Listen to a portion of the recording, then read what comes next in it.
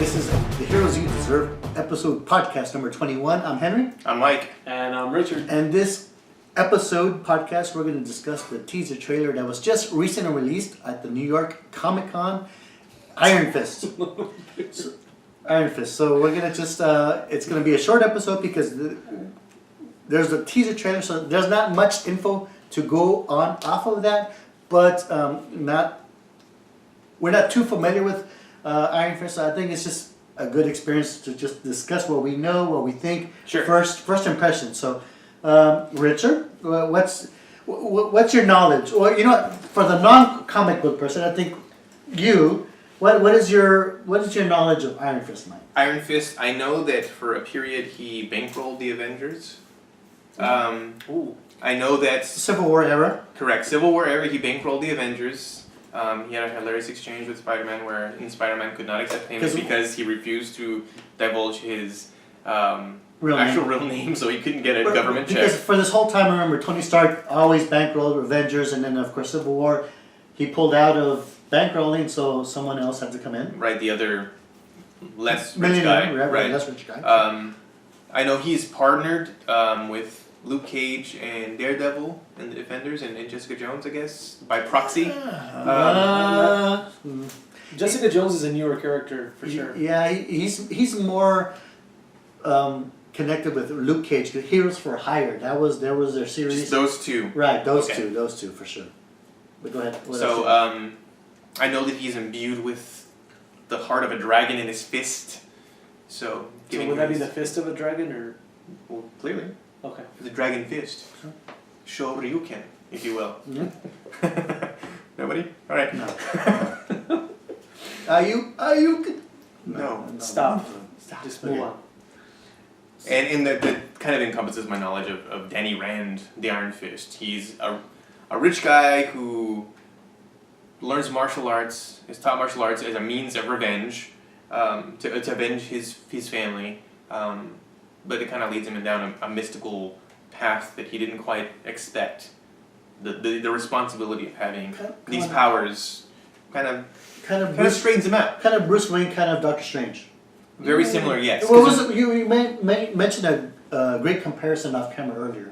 Oh, right. So the way we saw Danny Rand was sort of like Oliver Queen, not quite as rich or powerful as Bruce Wayne. Right. So Danny Rand would be, sort of a lesser man, a lesser Bruce Wayne, a lesser Bruce Wayne, but more importantly, a lesser Tony Stark. Right. So when in Tony Stark's absence, you have these other white rich guys. But even I think story elements, he's very much like Green Arrow.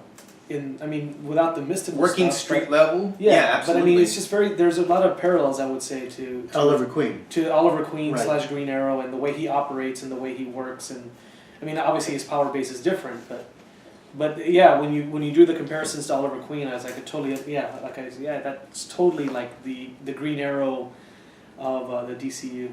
Right, and he's got a lot of connections to Luke Cage naturally, and because of the hand, there's a lot of Daredevil connection as well. Right. How familiar are you with Iron Fist? I'm not. My exposure to Marvel was X-Men and Spider-Man, and then I got into Daredevil, but there was never really much Iron Fist going on.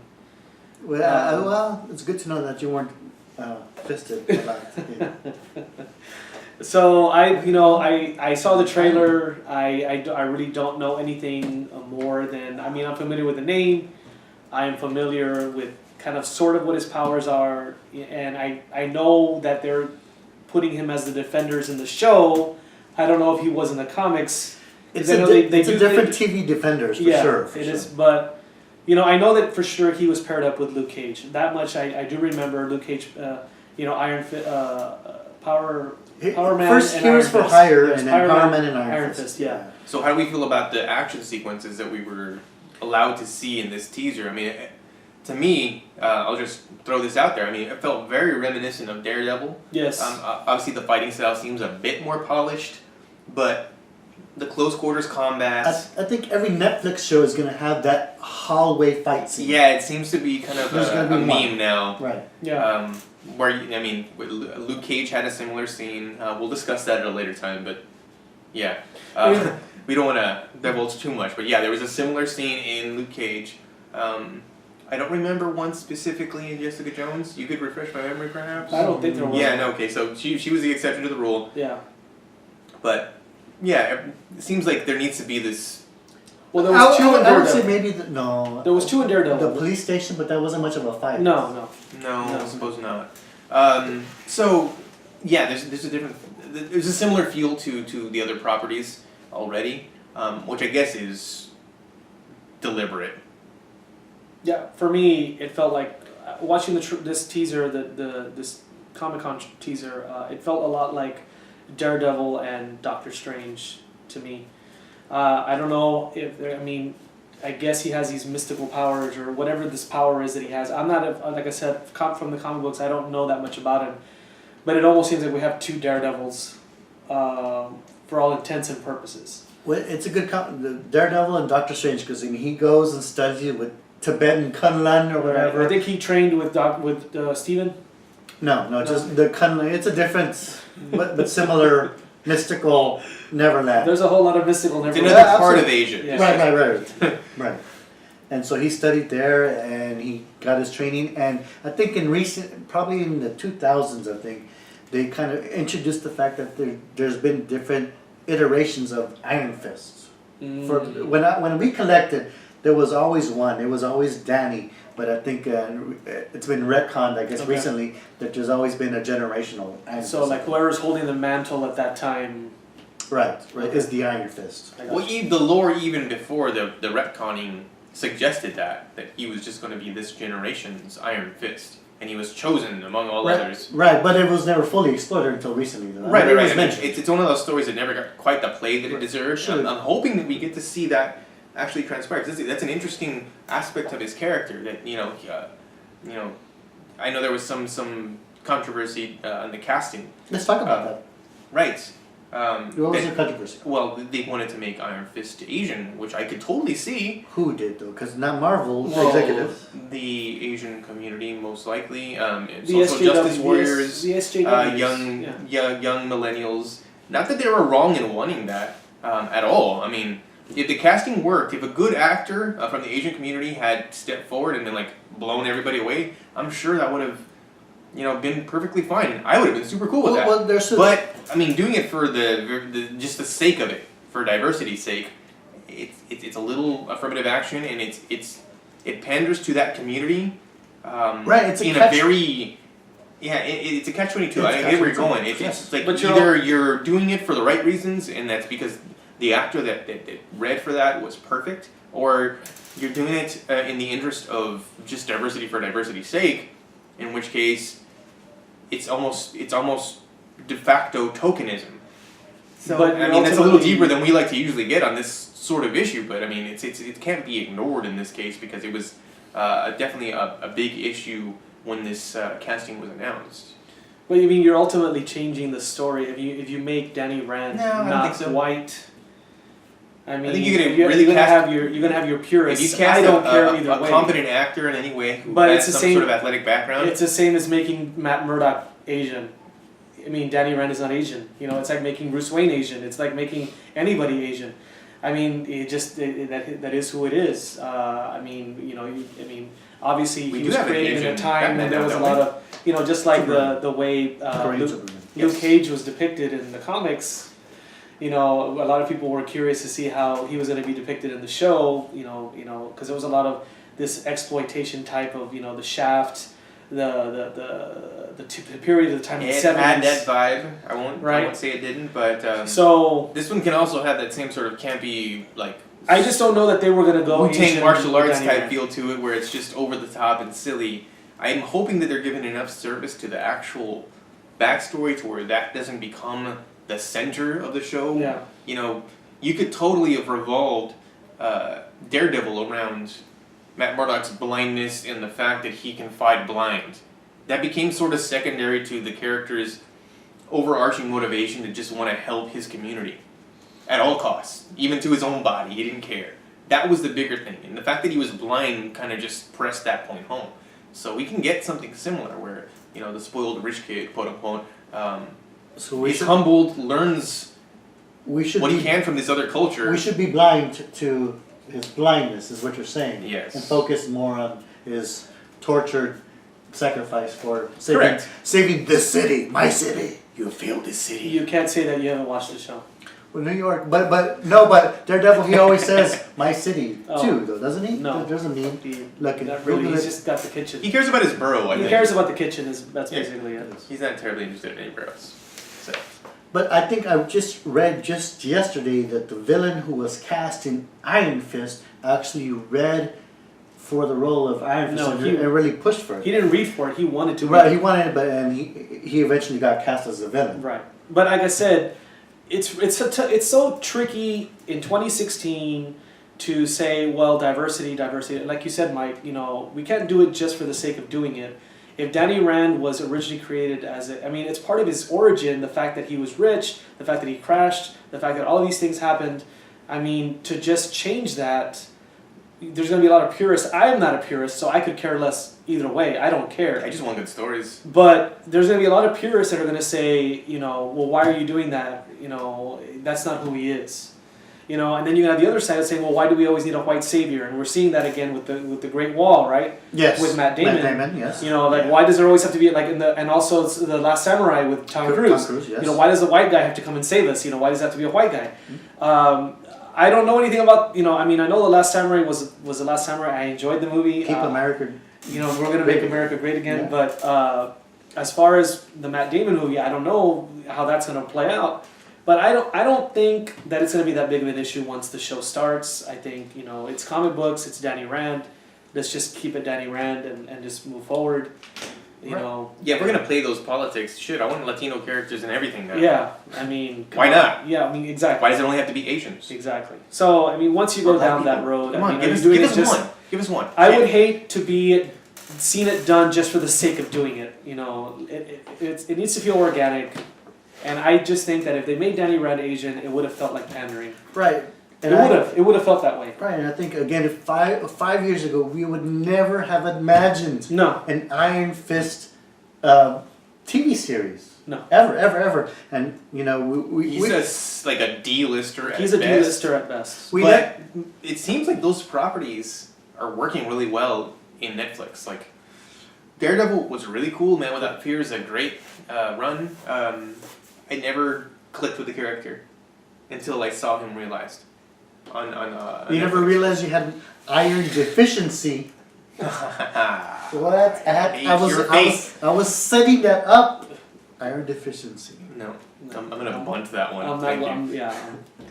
But I mean, Iron Fist, Luke Cage, Jessica Jones, all New York centralized heroes, which are eventually going to lead to the formation of the Defenders. We've seen the teaser trailer for that as well. Right. It was a proper teaser, very short. No action at all. We really just saw a lot of motion graphics that led to the logo. Very different from the comic. I mean, there's obviously been different iterations of Defenders over the years, but of all the teams. Right, of all the teams. Yeah. But there's never been this incarnation of the Defenders. I mean, but it makes sense because they're all New York centralized, and most of them are not as powerful. But surprisingly, like Luke Cage, still strength, and Iron Fist has that Iron Fist. And Jessica Jones is super powered, and then here's Daredevil, human level, but just has these extraordinary senses. Yes, you know, so heightened senses that it's an imbalance. Yeah. Well, I mean, to some extent, he's not as indestructible. We've already seen that Jessica Jones is not indestructible. She kind of lets on that she might be, but she's definitely not. Luke Cage is really the only one who is invulnerable. Right. Danny Rand also is just basically human, but highly skilled and also superhumanly strong with his with his dragon hardened immune fist. If I could edit that to glow, I'm gonna, but I probably can't. So I mean, what we have is again, I'm gonna have to draw the parallel to Arrow, where we had this very street level group of. It's a good comparison, though. Of heroes. Yes. Not all of them with powers. Clearly, none of the people in Arrow are anything beyond just sort of highly skilled in their area And of expertise. it's a great comparison because Bruce Wayne, being the DC millionaire, he was very in the limelight up there in the towers, you know. And Oliver Queen is very for the people. I mean, he ran for the mayor, and he was very, you know, in the Green Lantern era, he was, you know, just involved with the community. And I can totally see Danny Rand as that, you know.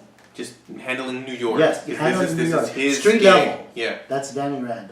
I can see that great So New York's comparison. pretty well covered. I mean, we've got Spider-Man, we've got Yes. Iron Fist, we Yes. have Jessica Jones, we have Luke Cage, Doctor Doctor Strange, Strange, Doctor Strange. and Captain America's Brooklyn born. That's right. I mean, Jesus. Yeah, I Didn't think, Texas have a hero? I think Just one. I think New York is safe. Yeah. New York is safe. Canada's safe. The hell with Texas. Alpha Flight. Don't forget Alpha Flight. Just one. Give us one. Yeah. So, any final thoughts in regards to Iron Fist? What are your hopes for the Iron Fist series? You know, I really, really liked Daredevil season 1, and I really, really liked, to me so far, and I have yet to see Luke Cage. Not yet. We're getting there. We're getting there. I've been really busy, but so far from the 3 seasons of Netflix that I have watched, my favorite has been Jessica Jones. I just thought that, you know, it was just extremely well done. You have Alias 1, right? The first And I appearance of actually Jessica? do have I have a 9.8 graded copy Graded. Thank you very much. of Alias #1, which is the first appearance of Jessica Jones. I am a fan. Yeah. He's been jonesing to mention that on air. Graded. Wait, Are you gonna drink to that one? Yes. Begrudgingly, but yes. Oh gosh. So I am a fan. I'm not 100% sure how I feel about another martial artist. I mean, season 2 of Daredevil gave us, you know, more of the hand. We had Elektra show up. We've always had Stick, you know, and now we just have another, you know, kind of martial artist. I don't want it to be. I don't know what to expect. I don't know enough about him to know if he's going to be able to carry the series. One. I don't know enough that it's going to be enough to be able to for him to be. Comic books aside, just TV show versus TV show, can he hold his own with Daredevil? Can he hold his own with what we've already been given? You know what I'm saying? Or is he going to be an also ran? I don't know yet. Also Rand. Okay, wow, that was fast. I don't know yet. I'm reserving judgment. It felt very Doctor Strangey. It felt very Daredevil-y. I don't want it to be another Daredevil. I already like my Daredevil. I already like what we've gotten there. So it's a challenge. It's a challenge when you have a character that's very similar. I mean, they are very similar in a lot of respects. I mean, in their powers, right? And what they can do. Yeah, and now you have the concern is like, are the Netflix properties going to become formulaic at this point? Yeah, Because I mean, we're trending towards that. it seems that way because all characters. I mean, and that's why I like Jessica Jones because it was very different. I was very human. It was very That was the human, best part of it, and is that she was then so Kilgrave, broken. and Kilgrave was such a great villain, and they did such a good job of everything was just very well done, and it was a nice counter position. Punisher wasn't going to be a part of the Defenders, though, right? No, and he still isn't. No, he's going to be his own thing. He's going to be his own thing, and that was just, you know. Hope Lexi Alexander is writing at least one of those episodes. She really handled Punisher Warzone so well. I'd like to know that she's writing at least an episode. I'd be okay with that. And she did a hell of a job of directing that one Arrow episode too. Hell yes, man. Really Give well her done. more superhero stuff. Lexi Alexander, you're awesome. Yeah. But me also, to be fair with the Punisher, I don't know that he can carry a 13-episode series either. I mean, they made it very clear in season 2. 13 episodes of him brooding But and not talking. That's all is he's gonna doing. get old. There's not going to be any character development. There's not going to be an arc. So it's everybody around him. I mean, because that's who he is, right? I mean, they established we've that. already seen the evolution of him becoming the Punisher in season 2 of Daredevil. correct. Yeah, you have to have the story orbit him, And the not whole, be about right. it. I don't know that Punisher can be a solo carry my own series guy. I think he's a great guest star. I think he's a great guy to come in and just kind of splash in because this is who I am, this is my mission, blah blah blah blah blah. But I don't know if I can watch 13 episodes of him just being the same guy every episode. Yeah. And that's the challenge and I'm looking forward to watching it. I just don't know what I'm going to get, and so it's interesting for me. There are a bunch of question marks for me, and that's a good thing. I mean, I don't hate anything. I'm not 100% sure yet how I feel. Like I said, I haven't watched Luke Cage yet. I did like Luke Cage and Jessica Jones. I thought it was great. But now it's his show, and from what I've heard, she's not in Luke Cage, and I don't know. I don't understand that. You will. It So makes- out of the three of us, he's the only one who's seen Cage so far. So, You've seen the whole series? oh yeah, Okay. So tell us. we burned through it. No spoilers, but No. So there is so it does make sense that she's not in the series. Yes, Okay, that's all I need to know. total sense. total sense. Okay, That she's not in the series. because I read about Yeah, some kind of video that goes viral I will and go that- super high level on this. I'll give you the mile high view. He's in hiding, and he's trying to sort of Find himself. not. Well, clearly that's sort of part of it, but no, you've got a man who really knows who he is, what he wants to do, and doesn't really want to exploit what he has become. Okay. The whole interaction with Jessica Jones, he even refers to it as a rebound, so he's not real clear that she was something he wanted.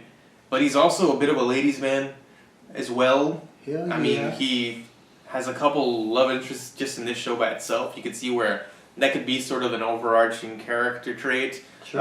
That's really cool, but you can also draw the parallel to Shaft, where He's he's, one sexy mother. So now Check him out. it's interesting though, hearing you say that. So then, if Jessica Jones is part of the Defenders, Here's the cool part. Why We get to would- watch why her would tame this why would she be there? this ladies' man. Oh yeah, I can testify. Or better to that. still, that happened. him trying to finally settle down and trying to tame that wild woman. Right. But I mean, okay, so was she a rebound guy? Was she a rebound? That's how he refers to her as. I think he's probably not being completely honest with himself Sure, in that sure. I in can that see that. context. And that again is just She the- probably affected him more than he's letting on. correct. And that's again, I'm reading into Sure. some of the writing, but Sure. it lends itself to a bit of depth to that character that even some of the campier writing doesn't really flesh out. So there's So how did you rank Luke Cage compared to the other 3 seasons that we've had? Where would you put it? What was your number? the other two properties. Well, the seasons, right? So we've had 2 seasons of Daredevil we've had and one one season of of Jessica Jones. Place him in the middle of those. Because for me, so far, I'm Jessica gonna say right now, Jones for season me, 1 of Jessica Jones is Daredevil. number 1. Luke Cage season 2 of Daredevil. You would put, okay, so which one's your number 1 right now? Jessica Jones. Number 2 is Daredevil season 1. Season 1 of Daredevil. Then Luke Cage. Then Luke Cage. Then season 2. Then season 2 Okay. of Daredevil. Okay, that makes sense to me. And then, I only want to see the writing for Luke Cage improve. And again, I won't say any more beyond that, but it's not that it was the worst of the series. It's just that it has the most room to grow. You really got Okay. a lot of character development with Jessica Jones, but to be fair, not a lot of action. Yeah. We got a lot of action with the first season of Daredevil, and I'd say the story was about 50-50. Sure. I think Yeah. Kingpin helped season 1 of Daredevil. Right. Good God, yes Yeah. he did. Vincent D'Onofrio was And incredible in that. And he also helped season 2, but he didn't help it enough. Luke Cage kind of sets this sort of really street level, almost folk hero type character. Yeah, that's him. Completely For sure. out in the open, Yes, yeah. not there's the guy in the mask. Right. No, this is named guy. Luke Cage is that guy. He works there. He does this for a living, and if you call on him, he's there to help. So it kind of lays the ground for that whole hero for hire thing, and they play a little bit with that exact phrasing a few times. Okay. And then season 2 of Daredevil was Punisher. I think there was just too much going on. a little too much going on. Yeah. It was the Spider-Man 3 of the series. Yeah. Where they're just kind of throwing all kinds Sure, of shit against the wall, sure. trying to squeeze in as many of these side characters as possible. We got Elektra, we got Stick, we had Punisher, we had the Hand, and God knows how many villains it had that. We haven't even seen Bullseye yet. Yeah, it was too many hands in or- the project. So again, room to improve, but we're not getting one in 2017. So So Luke looks like Cage, they're gonna pump the brakes and do some serious couple writing. of Easter eggs, right? A Misty Knight. Oh yeah, lots of fun stuff to look Stan forward to. Lee. I'm really looking forward to this Iron Fist interaction too, getting that in the mix to bring us back home. So So we've got a property that, as a whole, is very exciting, because it's a single continuity. It's all very street level, and all these characters they're given the chance to actually be characters, not just archetypes. You know, it's not just the strong black guy, the edgy white chick, or the brooding lawyer guy who doesn't want to really do what he does, but he does it because it's good. And then the rich guy who gets humbled and learns martial arts. No, we got the stories. We know why these people are motivated. It's not like we're guessing and learning along the way through flashbacks. No, every bit of their story, every side character that's in them, every enemy that they face, tells a larger bit of the story, and we're getting. And this is a tribute to the fact that we've got 12 episodes to deal with this, a whole story to tell. We're not rushing a villain into it. We're not rushing a hero through the paces. We can see a progression. We can watch them fail. We can watch them bounce up from that failure. This is something you don't get in a movie. I'm kind of interested to seeing for them leading up to the progression of the partnership of Power Man and Iron Fist, because I mean, sure, they're from completely different worlds. Like, why would they ever team together? Exactly. That's very iconic comic book series. I mean, that lasted 10 years. You know, I have the last issue, Secret Wars 2 times. Very Riggs and Murtaugh. Yeah, yes, totally. But sometimes those opposite pairings work. I mean, Green Lantern and Green Arrow was a big pairing in the 70s. Power Man and Iron. I mean, here you have an urban black guy and a rich white urban guy working street level, fighting, New York crime, heroes for hire. I mean, and that story of them coming together is also really cool because, I mean, you have to walk through that whole process of them learning to relate to one another. And that's good storytelling no matter what. I mean, if you can make that real, then you've got a good story, because you've got, like you mentioned, the street level guy, and then the rich guy who's maybe a little detached but wants to help. Right. It begs that question. It's like, okay, well, why does this street level guy even need the rich white guy? It's like, I know my turf. I don't need your help.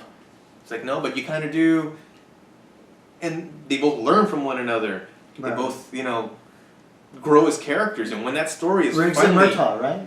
Very Riggs and Murtaugh. Very Riggs and Murtaugh. I mentioned that for a reason, because you see these characters. Got the grizzled veteran bringing on this, paired with this wild card of a character. He's too old for this shit. He is too old for this shit.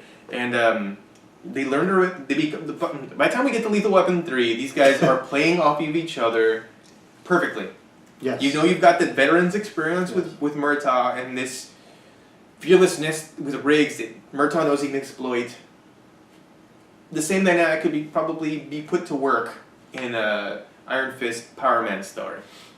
The comparison will almost certainly be drawn once it's brought to fruition. Once we see that on Netflix, people are probably going to draw that, like, oh, we got the old buddy cop formula. And it's not a bad one. There's a reason it works.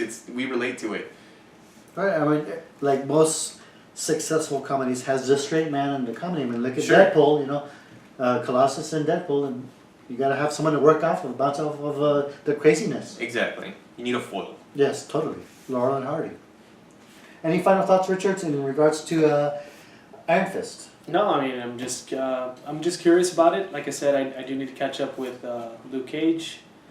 It looks interesting. Yes. I guess we'll just have to see. Yeah. I mean, as a Game of Thrones fan, it's Finn Jones. Loras Tyrell. So. That's right. Bringing back the old Justin Timberlake ramen haircut. I love that. So I mean, he's got the look of Danny Rand. So we'll see. I don't know. I kind of prefer the whole comic book blonde hair Danny Rand. I don't like this ramen, but oh well. We'll see. It'll grow on me.